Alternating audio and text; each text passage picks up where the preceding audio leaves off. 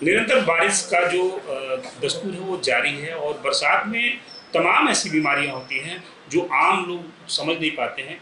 Food poisoning हो जाती है, जल जनित बीमारियां होती हैं, तमाम ऐसी बीमारियां होती हैं। एक तो हम इस पर बात करेंगे। दूसरा ये कि जनपद में जो जो संक्रमण से फैलने वाली बीमारियां हैं उस पर किस तरह से रोकथाम लगाने की कोशिश की जा रही है और लोगों को कैसे अवेयर किया जा रहा है।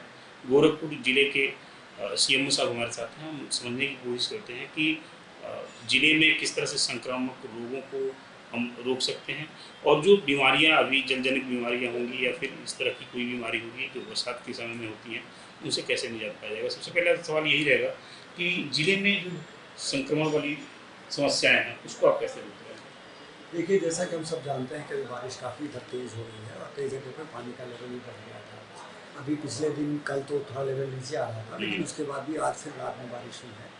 तो जिन जगहों पे बाढ़ आने का खतरा है वहाँ पे बाढ़ चौकियाँ जिला प्रशासन की तरफ से बनाई गई हैं। स्वास्थ्य विभाग भी इस बाढ़ चौकी का एक इम्पॉर्टेंट अंग है और हम उन सभी जगहों पे लगातार अपनी निगरानी बनाए रखे हैं और जहाँ जहाँ पर जो व्यवस्थाएं होती हैं, जैसे कि मच्छर से बचने के लिए एंटी लार्वल हुआ, उसके बाद फॉगिंग हुआ, प्लस ORS और ब्लीचिंग आदि का जो भी वहाँ पे व्यवस्था है वो किया जा रहा है। इसके साथ साथ वहाँ के लोग चूँकि बाहर जाने में उनको परेशानी होती है, इसलिए हेल्थ कैंप भी कराए जा रहे हैं। तो खासकर जैसे बड़हलगंज में कुछ स्थानों पे करीब 4 गाँव में जो जहाँ पर पानी का लेवल बढ़ा था थोड़ा, तो उन जगहों को विशेष वो दिया जा रहा है। और इसके अलावा जहाँ जहाँ पे भी गोला में और भी जहाँ पर हमें बाढ़ से पीड़ित स्थान हैं, उन स्थानों को लोग नियंत्रण भ्रमण कर रहे हैं और लोगों को उसके बारे में बता रहे हैं कैसे बचें। एक और चीज़ जो बहुत इंपॉर्टेंट इस समय में है वो ये है कि पानी बढ़ने के साथ साथ कुछ सर्पदंश की भी शिकायतें बढ़ जाती हैं। तो उनसे बचने के लिए जितने हमारे सामुदायिक स्वास्थ्य केंद्र हैं या बड़े अस्पताल हैं और प्लस जो हमारे जिला अस्पताल हैं, यहाँ पर हम एंटी स्नेक वेनम की पूरी प्रचुर व्यवस्थाएं किए हुए हैं। तो उसके लिए भी कोई प्रॉब्लम नहीं है। अगर कोई ऐसा आता है तो तुरंत हमें देखना है, उसका इलाज करना है और अगर संभव वहाँ पर संभव नहीं है इलाज तो उसको प्रॉपरली एम्बुलेंस से रेफर करना है। तो बस सभी लोगों से ये अपील है कि आप लोग भी अपने अपने लेवल से जो भी हो सकता है मच्छरों से बचने का प्रभाव ये सब करें। एक और चीज़ जो आपने अभी अपनी बात में कही थी कि जो संक्रामक रोग से जो जल जनित बीमारियां हैं जैसे डायरिया, पेचिस आदि की जो समस्याएं होती हैं उसके बारे में भी ध्यान देने की ज़रूरत है। तो उसमें निरंतर हाथ धोने की जो आदत है उसको डाला जाए या बासी खाना न खाया जाए या कोई इस तरह का जो तली भुनी चीज़ें बाहर रोड पे मिल रही हैं इसका सेवन न किया जाए। इसका भी ध्यान रखने की हम सबको ज़रूरत है और अपना ध्यान रखना है। और अगर किसी को समस्या होती है तो उसको हम लोग जरूर करें। एक लास्ट जो है और ज़्यादा बहुत इम्पॉर्टेंट पार्ट है वो ये है कि अगस्त महीने में 15 अगस्त के बाद से थोड़ा सा डेंगू का प्रकोप शुरू हो जाता है। अभी भी कुछ केसेस आ रहे हैं लेकिन अभी बहुत कम केसेस निकलने की संभावना हो रही है।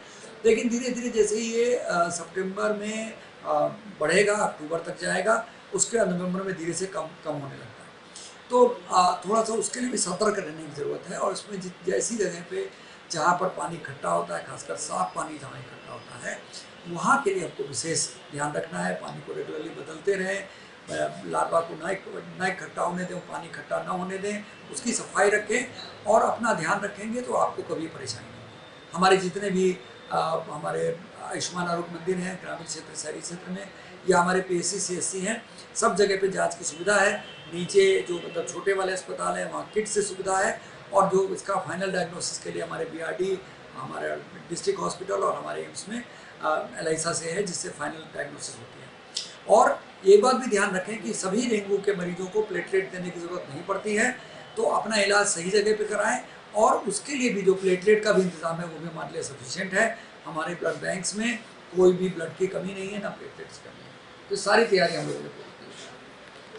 तो डेंगू से किस तरह निपटा जाएगा उसकी भी तैयारी जो है जिला प्रशासन ने कर रखी है, जिला स्वास्थ्य प्रशासन ने कर रखी है। अभी जो जल जनित बीमारियां होंगी उसके लिए भी डॉक्टर साहब ने बताया कि किस तरह से व्यापक स्तर पे पूरे जिले में मुख्यमंत्री के निर्देश के अनुसार और उनके मंशा के अनुसार सारे कार्य जो है संपादित किए जा चुके हैं। मतलब जो पहले जो तैयारियां जो होनी चाहिए वो तैयारियां पूरी माकूल हैं जनपद में।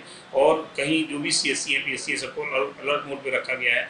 जो सर्पदंश की घटनाएं होती हैं उनमें भी जो एंटी वेगम दिया जाता है उसको भी करीब करीब हर एक CSC PSC पर उसको अवेलेबल करवा दिया गया है। तो अब अगर हम जनपद में स्वास्थ्य सुविधाओं की बात करें, जिस तरह से मुख्यमंत्री योगी आदित्यनाथ की मंशा है और जिस तरह से शासन की मंशा है, उस मंशा पर गोरखपुर का जो स्वास्थ्य अमला है वो पूरी तरह से चलता हुआ नजर आ रहा है। अपने सहयोगी राउत साहब में प्रदीप, गोरखपुर।